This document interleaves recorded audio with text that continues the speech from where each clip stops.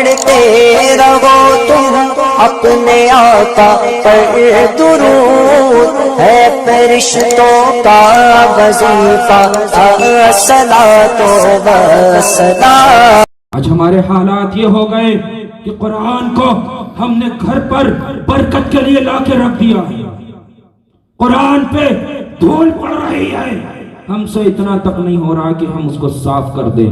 حضرت موسیٰ عرض کر رہے ہیں کہ پروردگار عالم، میں ایسی امت کا ذکر پاتا ہوں جو قرآن کے اجزاء کو اپنے سینے میں محفوظ کر لے گی۔ مسلمانوں، آج ہم میں سے کتنے ایسے لوگ ہیں جو قرآن پڑھنا نہیں جانتے؟ کتنے ایسے لوگ ہیں جو قرآن پڑھنا ہی نہیں جانتے، ہے نا؟ کتنے ایسے لوگ ہیں آپ جانتے ہیں؟ اور آج قرآن پڑھنا تو دور کی بات ہے، ہم نے قرآن کی تعظیم تک چھوڑ دی، ہے نا؟ قرآن کی تعظیم تک ہم نے چھوڑ دی ہے، جبکہ جانتے ہو صرف قرآن کی تعظیم کر لینے پر خدا تعالیٰ مغفرت فرما دیا کرتا ہے۔ ماشاءاللہ۔ خواجہ غریب نواز اپنے ملفوظات میں فرماتے ہیں کہ جس نے قرآن کو دیکھا اور پڑھا تو خدا تعالیٰ اس کے نامہ اعمال میں 2 ثواب لکھ دیا کرتا ہے، اور جس نے قرآن کے صرف 1 حرف کو پڑھا تو خدا تعالیٰ اس کے 10 گناہوں کو مٹا دیا کرتا ہے اور اس کے نامہ اعمال میں 10 نیکیاں لکھ دیا کرتا ہے۔ پھر خواجہ صاحب ایک حکایت بیان فرماتے ہیں، آپ فرماتے ہیں جب محمود غزنوی کا انتقال ہو گیا، کسی نے ان کو خواب میں دیکھا تو دیکھنے والا دیکھتا ہے اور پوچھتا ہے، اے محمود غزنوی تمہارے ساتھ کیا معاملات ہوئے؟ حضرت محمود غزنوی کہتے ہیں کہ خدا تعالیٰ نے مجھے بخش دیا۔ وہ پوچھنے والا پوچھتا ہے، اے محمود غزنوی خدا تعالیٰ نے تم کو کس عمل کے بدلے بخش دیا؟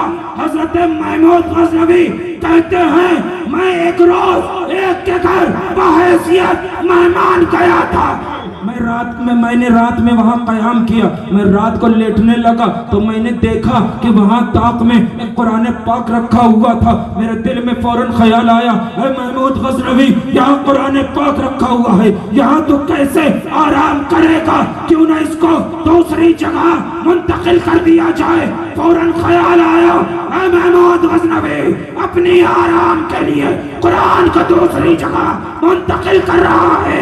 اس کے بعد حضرت محمود غزنوی پوری رات اس قرآن پاک کی تعظیم کیا کرتے ہیں، تو خدا تعالیٰ کو محمود غزنوی کا یہ عمل اتنا پسند آ گیا کہ خدا تعالیٰ نے محمود غزنوی کی مغفرت فرما دی۔ سبحان اللہ، سبحان اللہ۔ خواجہ غریب نواز ایک اور حکایت بیان فرماتے ہیں، آپ فرماتے ہیں پہلے زمانے میں ایک نوجوان تھا جو بڑا ہی گنہگار تھا، بڑا بدکار تھا، بڑا سیاہکار تھا۔ مسلمان اس کے گناہوں کی وجہ سے اس سے نفرت کیا کرتے تھے۔ جب اس کا انتقال ہو گیا، کسی نے اس کو خواب میں دیکھا، دیکھنے والا دیکھتا ہے وہ نوجوان بہشت میں سر پر تاج سجائے خرقہ پہنے بہشت میں ٹہل رہا ہے۔ پوچھنے والا پوچھتا ہے، اے نوجوان تو بڑا گنہگار تھا، بڑا بدکار تھا، بڑا سیاہکار تھا، پھر تجھے یہ انعامات کیسے حاصل ہوئے؟ نوجوان کہتا ہے کہ ہاں میں بہت گنہگار تھا، میں بہت بدکار تھا، میں بہت سیاہکار تھا، لیکن میری ایک عادت تھی کہ جب میں قرآن پاک کو دیکھ لیا کرتا تھا تو اس کی تعظیم کیا کرتا تھا، اور میرا یہ عمل خدا تعالیٰ کو اتنا پسند آ گیا کہ خدا تعالیٰ نے اسی عمل کے بدلے میری مغفرت فرما دی۔ سبحان اللہ۔ تو صرف قرآن کو دیکھ لینے سے یہ مقامات، صرف تعظیم کر لینے سے یہ مقامات حاصل ہوتے ہیں۔ اگر قرآن کو ہم روز پڑھنے لگیں گے تو پھر ہم کیا کیا ملے گا یہ تو خدا ہی بہتر جانتا ہے۔ ماشاءاللہ، ماشاءاللہ، سبحان اللہ، ہے نا؟ سبحان اللہ۔ آپ سے ایک بات کہیں، مانیں گے؟ مانیں گے؟ صبح اٹھتے ہیں، برش کرتے ہیں، منہ دھلتے ہیں، ہے نا؟ تو جب منہ دھلا کریے نا تو اس میں تھوڑا سا، جب منہ دھلتے ہیں آپ ہاتھ بھی دھلتے ہیں، کلی بھی کرتے ہیں، منہ بھی دھلتے ہیں، ہے نا؟ تھوڑا سا اضافہ کر لیجئے گا کہ وضو کر لیجئے۔ سبحان اللہ، سبحان اللہ۔ تھوڑا سا اضافہ کرنا ہے نا، زیادہ نہیں، تھوڑا سا اضافہ کرنا ہے کہ وضو کر لیجئے، ہے نا؟ ماشاءاللہ۔ صبح صبح وضو بھی ہو جائے گا، ہے نا؟ اس کے بعد جب آپ چائے کے لیے بولتے ہیں نا تو جتنی دیر میں چائے آپ کی بنتی ہے 5-10 منٹ تو لگ ہی جاتے ہوں گے، ہے نا؟ ماشاء اللہ قرآن پاک اٹھا لیا کریے، صرف قرآن پاک کا آدھا صفحہ، صرف آدھا صفحہ. میں نہیں کہہ رہا کہ آپ پورا ایک پارا پڑھیے گا یا آدھا پارا پڑھیے گا یا پارا پڑھیے گا، میں نہیں کہہ رہا، کیونکہ اسلام کا مزاج ہے کہ کام وہ کیا جائے جس پر مستقل مزاجی ہو، ماشاء اللہ بہت خوب سبحان اللہ ہے نا؟ اب میں آپ سے کہوں گا کہ آپ ایک پارا پڑھ لیجئے گا، آپ ایک دن پڑھیں گے، اس کے بعد چھوڑ دیں گے، تو صرف آپ 5 سطریں، صرف 5 سطریں اس کی 5 لائنیں اتنا پڑھ لیجئے گا، مشکل سے 1 سے 2 منٹ لگے گا. کریں گے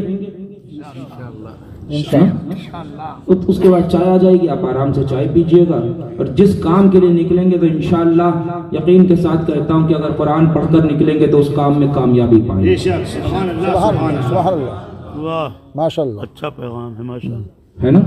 کریں گے نا آج سے؟ وعدہ ہے؟ ہاں؟ یہ آدھے لوگ تو لگ رہا کہ نہیں پڑھیں، کریں گے انشاءاللہ. ہاں؟ جو حضرت کچھ پڑھے ہوئے بھی نہیں ہے نا، جو نہیں بھی پڑھا ہے تو وہ بھی قرآن کھول لے، ہر سطر پہ صرف بسم اللہ الرحمن الرحیم ہی پڑھتا چلا جائے، ماشاء اللہ واہ واہ واہ واہ. ماشاء اللہ ہے نا؟ جو نہیں پڑھا ہے وضو تو کرنا جانتا ہے، نہیں کرنا جانتا ہے تو اپنے امام صاحب کے پاس جائیے اور اس کو سیکھیے، بہت اچھی بات ہے. ماشاء اللہ ہے نا؟ تو جو نہیں بھی پڑھا ہے تو وہ صرف قرآن کو کھول لے اور ہر سطر پر بسم اللہ الرحمن الرحیم ہی پڑھتا سبحان چلا اللہ جائے. سبحان اللہ واہ واہ سبحان اللہ ماشاء اللہ کریں گے؟ ماشاء اللہ نعرہ تکبیر، اللہ اکبر نعرہ رسالت، یا رسول عظمت قرآن، زندہ باد حضرت انس میاں صاحب قبلہ زندہ باد سبحان اللہ. اس سے پہلے ایک کام کریں گے، وضو کرنے سے پہلے، ہاں؟ وضو کرنے سے پہلے ایک کام کریں گے، بتائیے. نہیں کریں گے؟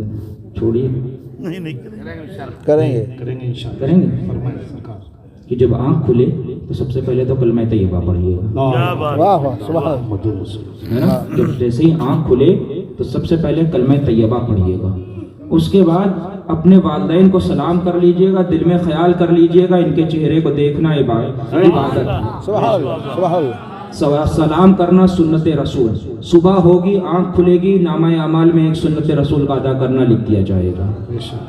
اور جانتے ہیں والدین محبت سے والدین کے چہرے کو دیکھ لینے سے نامہ اعمال میں ایک حج کا ثواب لکھ دیا. سبحان اللہ. تو آنکھ کھلے گی تو کلمہ طیبہ پہ کھلے گی، اس کے بعد سنت رسول ادا ہوگی، اور اس کے بعد نامہ اعمال میں ایک حج کا ثواب لکھ دیا جائے گا. سبحان اللہ سبحان اللہ ماشاء اللہ. کیونکہ خواجہ صاحب اپنے ملفوظات میں فرماتے ہیں کہ رسول خدا صلی اللہ تعالیٰ علیہ وسلم ارشاد فرماتے ہیں، جس نے اللہ کے لیے ثواب کی نیت سے اپنے والدین کے چہرے کو دیکھا تو خدا تعالیٰ اس کے نامہ اعمال میں ایک حج کا ثواب لکھ دیا کرتا ہے. ماشاء اللہ ماشاء اللہ بہت خوب. کچھ جا رہا آپ کے پاس سے؟ کچھ جائے گا؟ ہاں؟ نظر تو ویسے بھی پڑے گی نا، ہاں؟ گھر میں رہتے ہیں تو نظر تو پڑے گی، ہاں؟ اور اگر نہیں والدین ہیں تو بیوی کو سلام کر لیجئے گا، سلام کرنا ثواب ہے نا؟ آپ بیوی کو کر لیجئے، بیوی آپ کو کر لے، تو اگر کبھی کچھ تھوڑا بہت ناراضگی بھی ہو گئی نا تو وہ سلام کی برکت سے سب ختم ہو جائے گی. کیا بات ہے واہ واہ. ہے نا؟ تو کریں گے یہ انشاءاللہ. کہ بس صبح آنکھ کھلے کلمہ طیبہ پڑھنا ہے، اس کے بعد والدین کو سلام کرنا ہے اور دل میں خیال کرنا ہے ان کے چہرے کو دیکھنا ثواب ہے. واہ صبح صبح بہت نامہ اعمال میں ثواب لکھ دیا جائے گا، ہے نا؟ ایک حج کا ثواب کم نہیں ہوتا ہے نا؟ تو بہرحال پھر حضرت موسیٰ علیہ السلام عرض کرتے ہیں کہ پروردگار عالم مجھے اس امت میں، مجھے حضور کی امت بھی بنا دے. اللہ تعالیٰ ارشاد فرماتا ہے اے موسیٰ شکر ادا کرو، شکر ادا کرو. لیکن آج ہمارے یہاں بہت سے لوگ ایسا میں نے پایا ہے کہ وہ صرف روتے ہی رہتے ہیں. اللہ تعالیٰ نے ان کو اولاد، ان کو سب کچھ دیا ہے، لیکن وہ روتے ہی رہتے ہیں، جی ہمیشہ روتے ہی رہتے ہیں، ناشکری ادا کیا کرتے ہیں ہمیشہ کہ ہمارے پاس کچھ نہیں ہے، کچھ نہیں، کچھ نہیں. تو ایک بات میں آپ سے بتا دوں، ناشکری ایمان کو سلب کر لیا کرتی ہے۔ اللہ اللہ حضرت بیٹھے ہیں، پوچھئے گا ان سے کہ ناشکری ایمان کو سلب کر لیا کرتی ہے۔ میں نے پڑھا تھا ذکر للذاکرین میں ایک جگہ آیا تھا کہ کبھی کبھی ناشکری کی وجہ سے انسان کا ایمان چلا جاتا ہے اور اس کو معلوم بھی نہیں پڑتا، اللہ ہے نا۔ تو یہ امت تو اس کے بارے میں تو حضرت موسیٰ علیہ السلام اس کی خوبیاں بیان کر کر کے ارشاد فرمایا، اللہ تعالیٰ سے عرض کرتے ہیں پروردگار عالم اس کو میرا امتی بنا دے، لیکن آج ہمارے پاس کیا ہے؟ آج ہمارے پاس ہے کیا؟